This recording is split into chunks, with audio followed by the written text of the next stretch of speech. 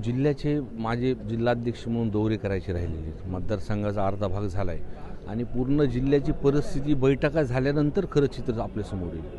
नाही, मी अजून त्यांना काही शुभेच्छा दिल्या नाहीत, कारण का सभागृहामध्ये कालचा पहिला दिवस होता आणि आज सगळ्या एक आमदार म्हणून सगळ्या मंत्र्यांना भेटणं माझं काम आहे आणि शुभेच्छा पण देणार नाही. मी अजून शुभेच्छा दिल्या नाही. मी सगळ्या आमदार म्हणून सगळ्यांना भेटणार आणि शुभेच्छा देणार. सोबत बीडचे आमदार संदीप क्षीरसागर आहेत, ते दुसऱ्यांदा निवडून आलेले आहेत. काय भावना आहेत?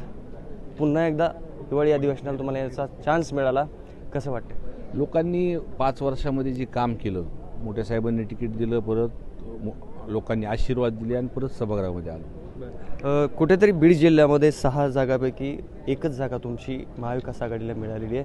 नैराश्य आहे की का कुठे स्ट्रॅटेजी चुकली होती तुमची?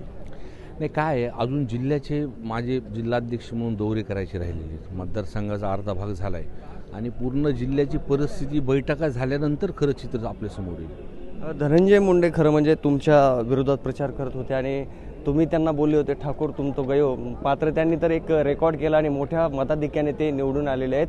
आता पालकमंत्री सुद्धा होऊ शकतात. तुम्ही त्यांना शुभेच्छा दिल्या का? नाही, मी अजून त्यांना काही शुभेच्छा दिल्या नाहीत, कारण का सभागृहामध्ये कालचा पहिला दिवस होता आणि आज सगळ्या एक आमदार म्हणून सगळ्या मंत्र्यांना भेटणं माझं काम आहे आणि शुभेच्छा पण देणार आहे. 2 कॅबिनेट तुमच्या जिल्ह्याला मिळाले, मग खरं म्हणजे बीडचा बहुमान आहे हा. तुम्हाला काय वाटतं, कोण पालकमंत्री म्हणून बीडला मिळायला हवा असं वाटतं? मी काय सांगणार, पक्ष माझा नाही आहे.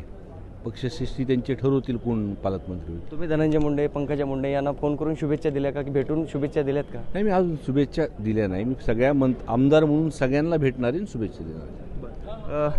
तुमचे बंधूच तुमच्या विरोधात उभे होते, त्यांचा तुम्हाला फोन आला का विजय झाल्यानंतर, किंवा तुमचे घरेलू संबंध आता कसे समजा निवडणुकीच्या नंतर?